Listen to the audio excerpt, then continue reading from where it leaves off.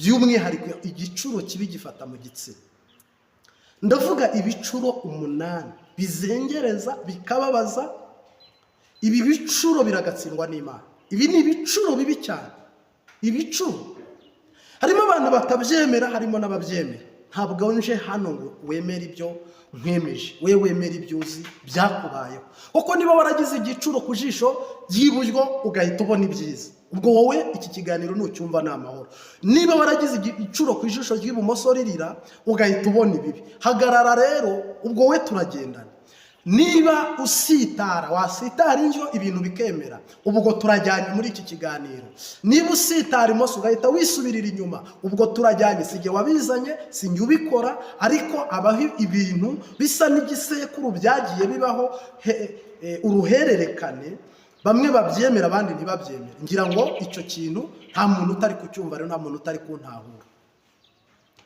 Yesu mu gusitara yageze ku musaraba asitayaka gatatu. Mu nzozi Yosefu tubona inzozi. Harimo abantu ngo batemera inzozi, bayi wowe utazemera. Ibicuro ntabwo nzi muraza kudufasha abasoma kuturusha niba ibicuro Bibiliya ibivuga, ariko ku bantu benshi batubajije iki kintu bakatubaza ibijyanye n'ibicuro.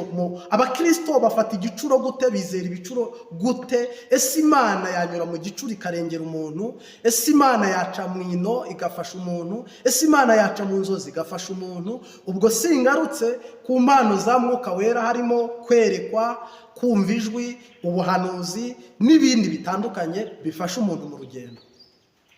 Rero kimwe cyo aka kanya tuvugana nuko ibicuro bibaho s'il vous plaît, ibicuro bibaho. Hari igicuro gifata ku munwa, yego. Hari igicuro gifata mu kiganza, bamwe bakavuga ngo ni umugenda.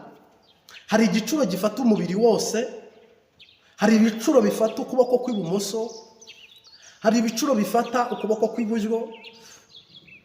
Hari ibicuro bifata amaguru. Hari n'igicuro gifata sex, ubu umukobwa ubu umuhungu. Ariko ibi byose bigaragara ko icyo biri gucurera, icyo biri gukungura, icyo biri gusura gishyirwa kibaye.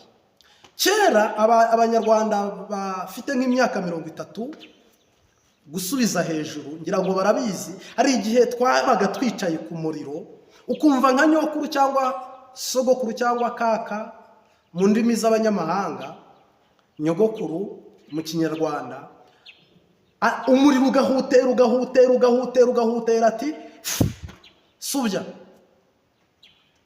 urahuta umuzima,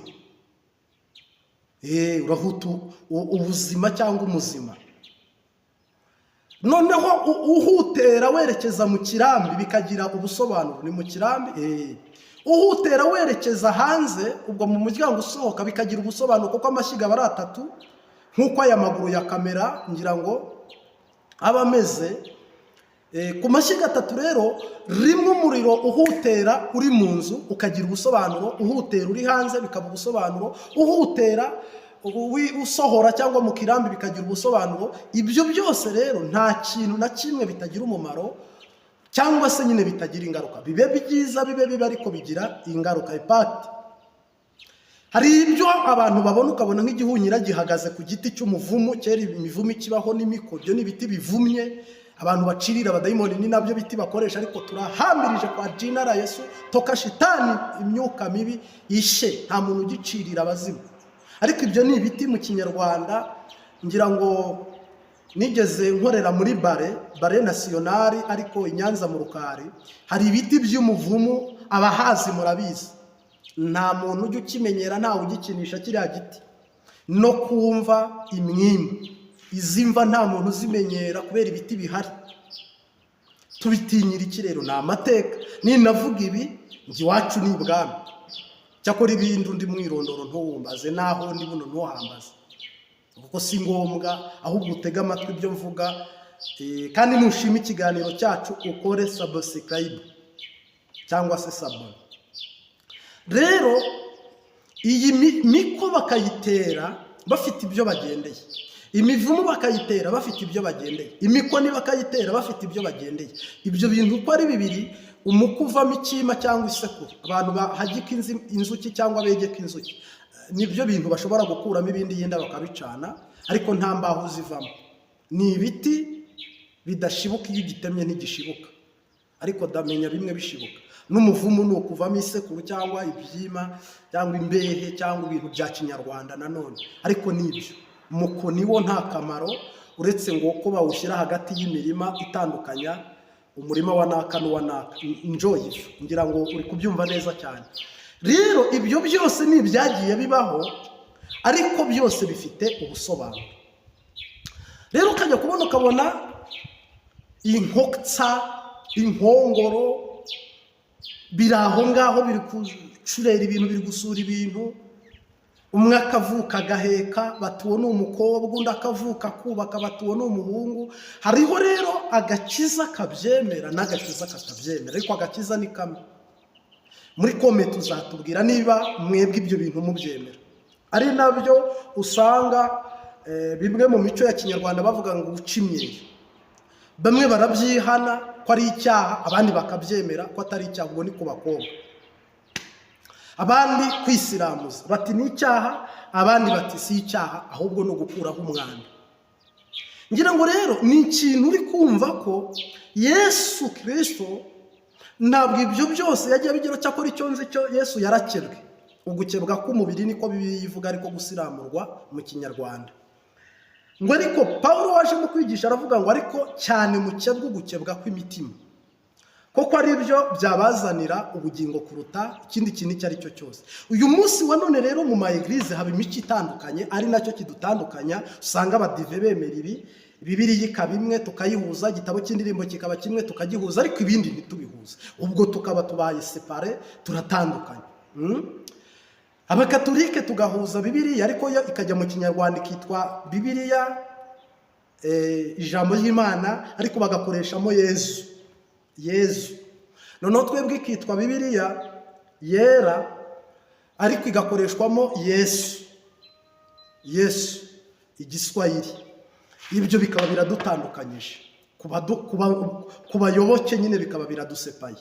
Ni ukuvuga rero igicuro nikigufata ku ijisho ry'iburyo ariko ahajya hejuru ni umunezero, nikigufata ku ijisho ry'iburyo kigakubita ryose ni umunezero, ariko nigifata ijisho ry'ibumoso ni ibibazo. Ubwo abigeze bahura n'ibicuro muze kutwandikira.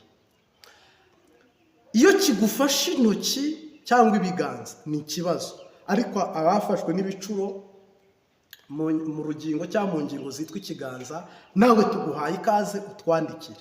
Ni ikintu kitoroshye cyane.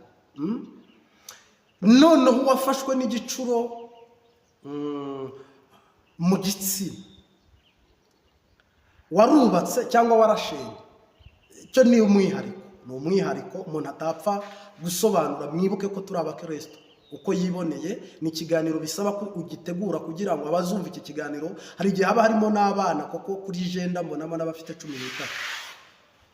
Ni ukuvuga rero umuntu yakabisobanuye neza iki gicuro cy'aho hantu, icyiza n'ikibi cyacyo, kandi nta benshi babibaho. Ujya gusenya ari igihe kigira, ujya kubaka ari igihe kigira, kigatimbya nk'ifu kukikubita gihondagura gishwanya gusa. Ngira ngo urabizi cyangwa barabyumvise. Noneho igicuro cy'umubiri wose cyangwa hobe kigafata mu bitugu aha, kigafata mu bitugu aha, ni hobe nyine. Ni hobe n'abantu muzahura mugasuhuzanya. Iki gicuro nacyo kibaho, kandi kigira imbaraga nacyo, kandi kirazwi. Ni ukuvuga rero nanone nugenda ugasitara kameme. Hari igihe nanone nimbivuga untahure, hari igihe Yesu Kristo mu kugusura kwe aca mu nzozi cyangwa muri igono cyangwa mu jisho, ariko ngo n'amabuye azavuga, ariko n'indogobe yaravuze. Nta kintu Yesu atakoreramo, nta n'icyo Yesu atavugiramo. Ushobora no kujya gusasa waryama ahantu ukumva biranze ukaryama ahandi kamemu, cyangwa se nyine sinzi uko nabisobanura, ariko urumva Yesu kwinjira muri wowe imiryango irenga 1000 muri wowe ayinjiriramo bikamushobokera. Yaca mu gutwi akagera muri wowe kuko ni wari bunyuze ijwi, yanyura mu maso, yanyura mu kanwa, yanyura mu kuboko. Muri wowe Yesu ni open, ntaho ajya kwinjirira ngo asabe yandike audience yacyakorewe ngo ni inkomande. Ibyo ni bikorwa muzakorana ugakingura ngo nzinjira dusangire, noneho tugirane business, twungurane inama, dufatanye ibitekerezo, dusangire urugendo, tubumwe ubu mwana mbo mubyeyi. Iyo ni yindi audience muba mufitanye. Ariko ubundi yashatse kwinjira ntiyinjiye kwa Zakayo kandi agahita yinjira, ntiyinjiye kwa Petero agahita yinjira, ntiyahamagaye Filipo na Andereya kandi agahita yinjira, n'abandi nawe ufite uko wahamagawe. Uyu munsi wa none rero, ese kubera iki rero abantu iyo bageze mu mwanya nk'ubu bihita biba ku buryo hari nawe wavuga mu rusengero ati nayaje hano sitara nabi, ati toka shitani? Oya, abifitiye uburenganzira, uko si ukuroga, kuko ntawe usitara yabiteganyije, nta n'usitara yabiramutse. Ngira ngo uri kunyumva neza. Undi akavuga ati narose, atariko narose n'abati inzozi ntizibaho, inzozi zirabeshya. Harimo izibeshya ariko harimo n'iz'ukuri, ntabwo inzozi zose zibeshya. Nanone undi agahita avuga ati nageze umugisha, numva imigendo ubu ngiye kwakira amafaranga, tuko nukuragura no guterekera no kubandwa toka shitani. Ariko ntabwo imigenda yose ari abadayimoni. None se abadayimoni hari imiti ya Satani wanyoye cyangwa wariye, hari amagambo watongereye cyangwa watongerewe ajyanye na shitani.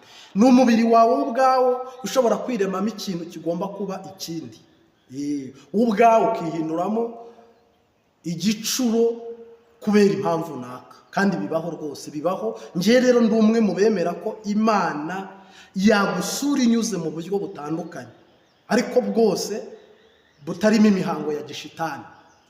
Kandi ibyo ntubikorerwa n'umuntu. Nta muntu ufata ukuguru kwawe ngo agukubite ku ibuye ngo ngaho sitara, nta n'ufata ijisho ryawe ngo akubiteho igipfusi ngo ngaho hazazemo ibicuro, nta n'ukubwira ngo rero ngo mu gutwi kwa kuzumva inkuru nziza ngo igicuro nikihafate ngo gutwi kubyine. Oya, ni ikintu kibaho kikabaho cyifitiye umurongo naka ku giti cyacyo, ariko kidahuye n'ikindi, nta n'isano biba bifitanye. Ariko ngira ngo ni ibyo. Ni ukuvuga rero, niba ujya ugira ibicuro, bibe bibi jya ubyitaho bimenye, bibe byiza ubyiteho bimenye. Niba ujya ugira inzozi, jya uzitaho uzimenye, zibe nziza zibe mbi. Niba ujya ugira gusitara kwiza cyangwa kubi, jya ubyitaho ubimenye, kuko ibi bintu bibaho, birakora, genda byemeza. Nta nubwo ndi butinde, cyakora tuzagaruka kuri parite ya kabiri dusobanura ibyo byose nababwira. Ndagaruka ku busobanuro bw'ibicuro, ubusobanuro bw'ibicuro iyo bitavugiwemo hano. Turebe uburyo umuntu abitondekanya bibashwe kumvwa na bose. Ndagushimira rero wowe udukurikiye. Ciao ciao, shalom shalom.